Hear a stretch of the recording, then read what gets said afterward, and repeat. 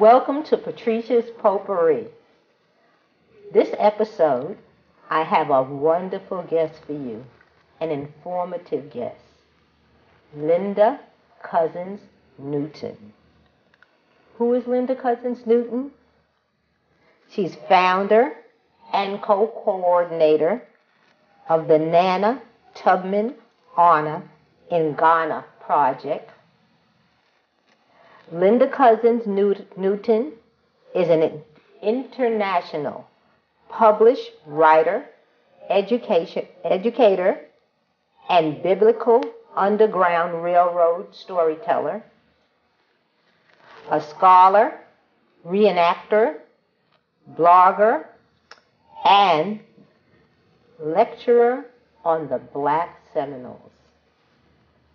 Linda Cousins Newton's an award-winning independent publisher, is the author of Free Global, the International Underground Railroad.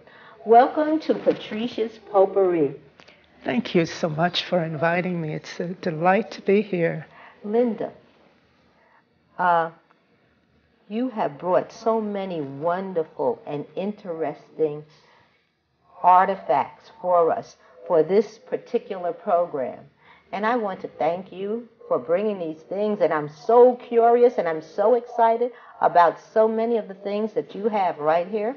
And I'd like to ask you, first of all, the Black Seminoles. Could you please inform our audience about the Black Seminoles? The Black Seminoles are a very significant part of our history, but they are a part of our history that very few people know about. I'll just give you a little background. I started getting very interested in the Underground Railroad many years ago, and I started studying about Nana Harriet, Ross Tubman, and others, Frederick Douglass, people of that sort, because I wanted to know what type of character, what type of strength our people had to go through those kind of situations. Well, as I continued to study about the Underground Railroad, I got into the International Underground Railroad through the study of the Black Seminoles. The Black Seminoles were ancestors who came out of South Carolina, Georgia. They were basically the Gullah Geechee people who lived in the waterway coastlands of Georgia and South Carolina for the most part. They fled for their freedom into Florida. Florida at that time was a foreign country. It was under the control of the Spanish, and the Spaniards welcomed them to Florida, not out of largesse, but because they were very significant in terms of protecting Florida from being seized by the American government.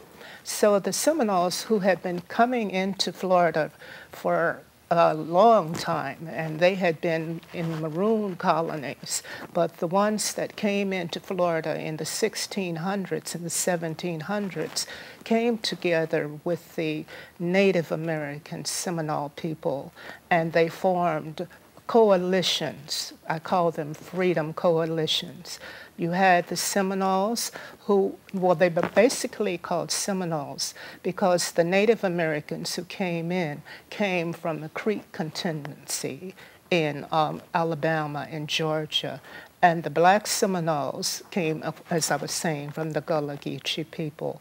They helped one another to maintain their freedom. They had communities there. They fought 3 significant wars from 1817 to 1858 for their freedom. You had coalitions of Seminole leaders like Wildcat, who's called Coacucci, and John Horse, a very great Seminole leader. These people fought to the last man, woman, and child to maintain their freedom. As I said, you had a plantation society in the South. Well, right next to that plantation society in the South, you had a free community of black people who had their own plantations. They had the cattle, they had land, and they were working together as a diverse community to maintain that freedom. You said the International Underground Railroad. International, I know the Underground Railroad as being a part of a United States effort, but of blacks. But international, what do you mean? International Underground Railroad.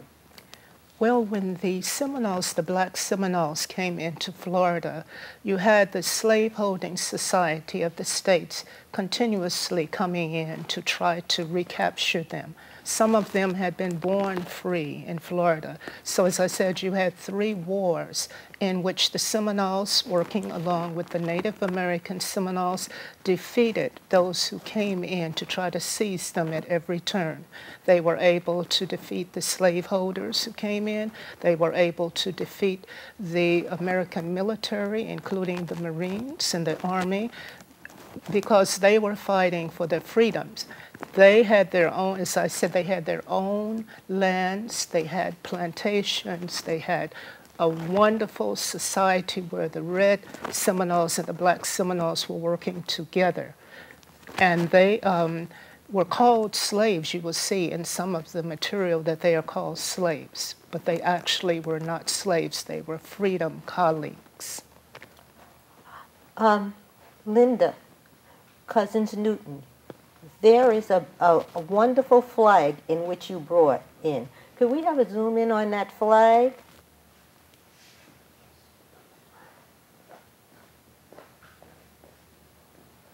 Could you please explain, first of all, does the word Seminole have any special meaning? The Seminoles were called by that name by the Spanish because the Spanish, when they were in Jamaica, they called the Maroons who had fled to the mountains and the lands of Jamaica for freedom, Cimarrones. Well, when you had the Seminoles who came away from the Creek Nation and came into Florida, and the Black Seminoles, the Spaniards called them Seminoles too, and that meant runaway. So they actually took on that name, and they became very well known throughout Southern society as the Seminole tribe of Florida. And you see in the American currency, "In God We Trust," I don't know which came first, but this is actually the motto of the Seminole people. And when you were asking me before about the International Underground Railroad, yes. When they kept coming in to try to defeat the Seminoles and to carry the blacks into bondage, you had blacks who fled when Florida went into English hands in 1783.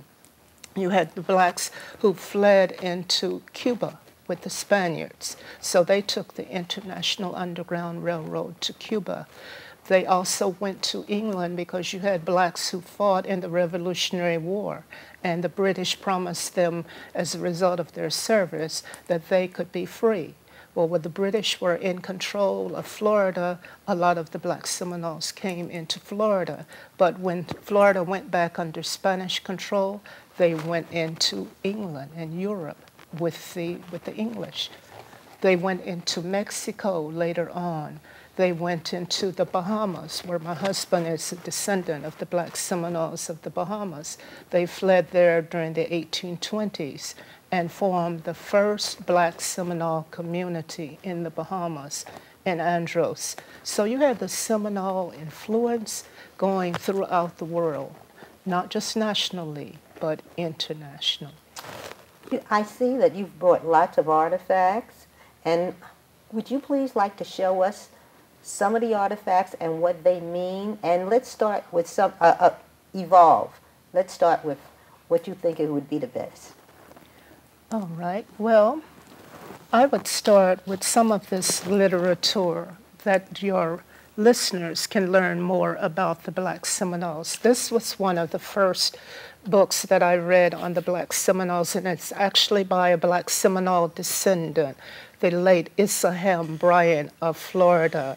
He is the founder, or was the founder, of the Florida Black Historical Research Project. And he wrote, as a Black Seminole descendant, this book, We Are Florida.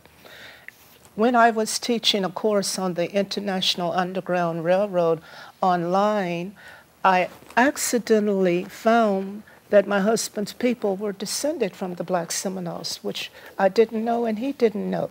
Through this book, Black Seminoles in the Bahamas by Dr. Rosalind Howard. So you have a range of literature here that your listeners could research and find a great deal of information. Could you please show us this and tell us about this? This was a book that I taught from when I was a high school teacher. It's called Black Indians, A Hidden Heritage by William Loren Katz. And it goes into detail not only about the Black Seminoles and African Native American link-ups and connections, but about the connections of African and Native Americans throughout the country. So it is a wonderful book to learn about the Black and African descendant connection. Thank you. May we please see this? This one is called A Brief History of Seminole Negro Indian Scouts. You had Wildcat, who was a Native American Seminole, and John Horse, a great Black Seminole. When they were taken, they were finally able to get them out of Florida and got them to Oklahoma, which was then Arkansas. In 1849, they tried to enslave the blacks there, many of whom had been free for many years. John Horse and Wildcat formed a coalition and took their people from Arkansas into Mexico at the invitation of the Mexican government. And there they established a colony in Mexico called Nacimiento de los Negros, Coahuila. When you translate that, that's birth of the blacks. And they fought with the Mexican government to keep Mexico from being overtaken, not only by the slaveholding proponents in Texas, but by the Apaches and Comanches who were also attacking Mexico at the time. So they had allegiance to Mexico. Yes, and then they went on into Texas at the invitation of the military and became what is called the Seminole Negro Indian Scouts. They helped to protect Texas, and they won 4 Congressional Medals of Honor. They were very similar to the Buffalo Soldiers. This is my book called Free Globally, the International Underground Railroad, where I trace the Underground Railroad through the Seminoles, through different parts of the world. And I also bring in my husband's family who were of Black Seminole descent. His grandfather, the late Reverend Bertram A. Newton, wrote the first history of the Black Seminoles who came into the Bahamas. This is the artwork I did based on the book in honor of the Black Seminoles. And I see another book over there. Let's get all the books. This book is Both Sides of the Water, Essays on African Native American Interactions by Lonnie Harrington, who is of African and Native American descent. In this book, you'll find some very interesting information how Native Americans were enslaved, many of them prior to Africans being brought here in bondage, and how many of them were taken on slave ships into the Caribbean. Some even actually went to Africa. So, surprising revelations in this book by Lonnie Harrington called Both Sides of the Water. And as you see here, I have a display of a lot of Seminole and Black Seminole memorabilia. This, because it reminded me of Palm and Palm Sunday, I was immediately attracted to it. And I'd like to know, what is that and what is the significance of it? All right, the Seminoles built their dwellings out of these palm fronds. As you will see here, this is a Seminole, Black Seminole and a Native American Seminole linkage through marriage. And they had their thatched dwellings, and they built them out of this. And they withstood some of the harshest hurricanes They were more sturdy than a lot of the concrete dwellings today. In their artwork and their clothing, you will see, this is the dwellings that they lived in were called chickees. So this child's shirt has a depiction of the chickees, which were made, the roofs were made of these palm fronds. So that was made by Seminoles? Yes, yes, indeed. The Seminoles also were hunters, and they had a lot of deer hunting in the early days. And they used to, before they started to wear regular clothing, they would wear clothing out of the hides of the deer. They also had dances, and they would use these deer hoofs and the turtle as instruments in their dances. You also had the Gullah Geechee people, as mentioned before, who came together with the Seminoles. The Gullah Geechee people are known for their beautiful sweetgrass baskets, even to this day. So this is an example of a sweetgrass basket from the Gullah Geechee. Are they the people of South Carolina? South Carolina and Georgia, the Sea Islands of South Carolina and Georgia. Also, this is an example of the Seminole basketry. As you will see, the Gullah Geechee basketry is basically plainer, whereas the Seminoles use a lot of thread in doing their basket work, and they will typically have the head of a woman on the top of it. The Seminoles were a matriarchal society. While our people were in bondage in the South, you had a matriarchal society where women were in great power and in respect in the Seminole Nation. This is why Andrew Jackson was such an enemy of the Seminole. He would come in, attack, destroy the villages, and take the women, the children, and the elders into bondage. And throughout the Seminole Wars, he was one of their greatest enemies. Andrew Jackson, who became a president of the United States. Yes, indeed. These Seminole dolls show the dress style of the Seminole women in the early days. In the early 1900s, the Seminoles were having a very hard time economically because, as I said, the nation had been divided up.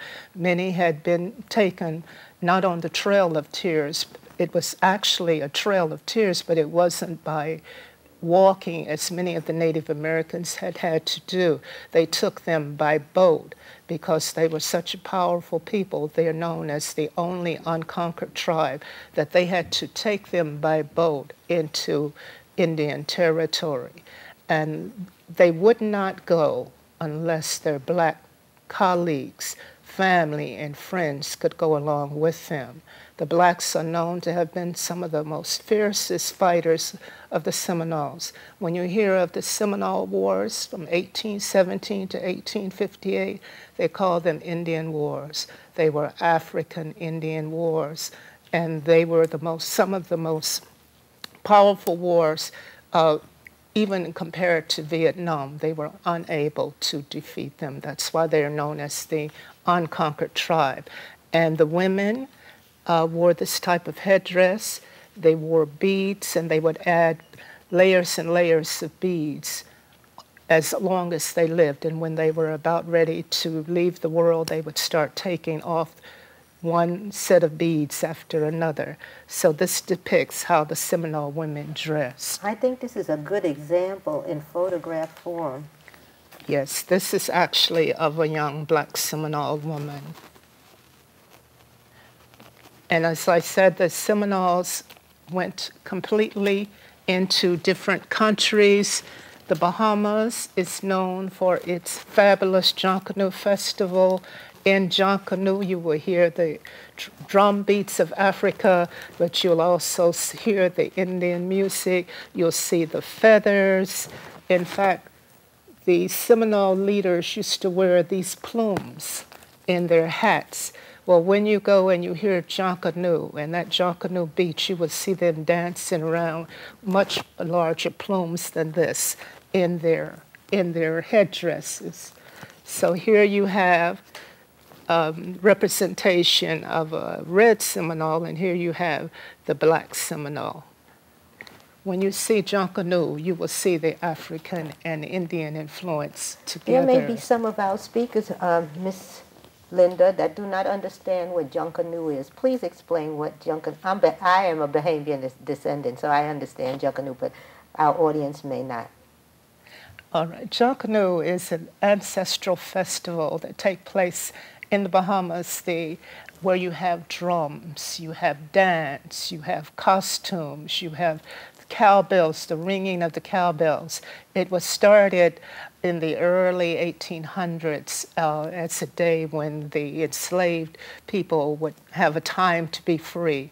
And it really originated in Africa, and it came over from Africa to the islands. It was not only in the Bahamas, but it was also in North Carolina. And so now Junkanoo is one of the premier festivals of the Caribbean, particularly the Bahamas. And I'm very proud of my husband because he's a Junkanoo man. He rushes with one of the top Junkanoo groups. You're going to have to explain rush out really quickly. All right, quickly, when you say rushing, that means you're performing. So when they say we're rushing through the streets, that means they're dancing, they're performing in Junkanoo. Here, actually, you will see a little bit of the Junkanoo costume. This is my husband rushing. This is the batik fabric that comes out of Andros, where the Black Seminoles went. And here are the colors of the Bahamas, turquoise, gold, and black. Okay. That's the color of our flag.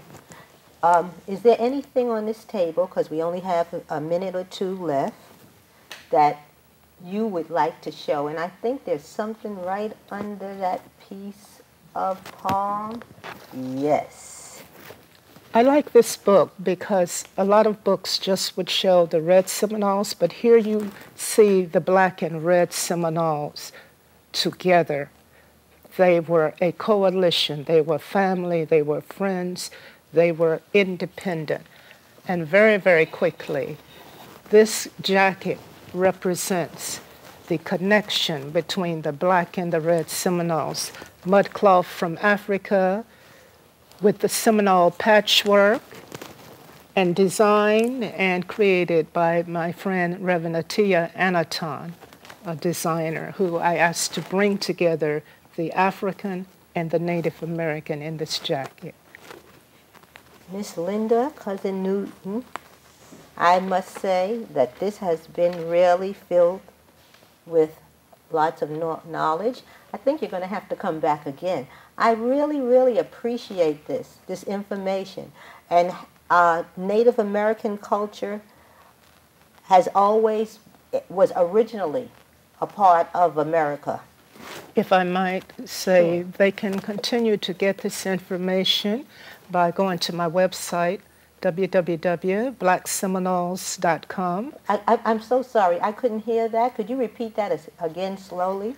The website is www.blackseminoles.com, SEMINOLES.com. They can also get this book, which I don't write in a historical fashion, but in a storytelling fashion, on Amazon. Free globally, the international, not the national, the International Underground Railroad. Honor, respect, and love to the Black Seminole ancestors. This has been a wonderful, wonderful afternoon for Patreesha's Potpourri, having you here. Like I have told you before, my audience, everyone has a story, and I would love to hear your story. Thank you, Miss Linda Cousin Newton. Thank you for bringing all of this wonderful information for us, and there's a place for us to continue. And could you please give us that site again? First of all, thank you so much for inviting me, and I hope your listeners did learn a lot about the Great Black Seminoles. The site is www.blackseminoles.com. Okay, did we see everything on this table? Well, I think most of it you've seen. Otherwise, you can see it. I'll be putting up a mini exhibit on my site soon, so they'll be able to see much more. Okay, then. It has been a very, very wonderful afternoon. Please tune in to Patreesha's Potpourri.